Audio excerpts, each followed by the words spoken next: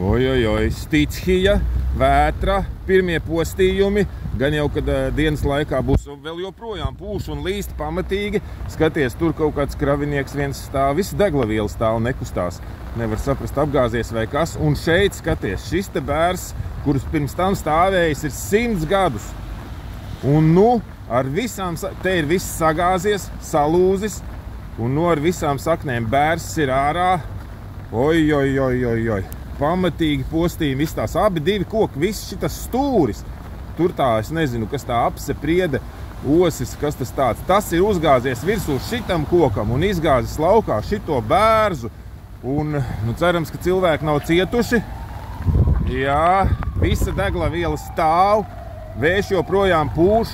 Nokrišņi varbūt nav bijuši ļoti daudz, bet, kā redzi, ja kāds šeit parasti kāds atstāja mašīnu. Par laimi šoreiz neviens nebija atstājis mašīnu. Noteikti viņa arī būtu cietusi. Lūk, šāds te gadījums. Mājai uz jumta arī ir uzkritis koks. Jācer, ka mājai nekas nebūs. Nu, tāds būtisks. Tā izskatās, ka nekāda cauruma jumtā nav. Nu, lūk, pagaidām šādi.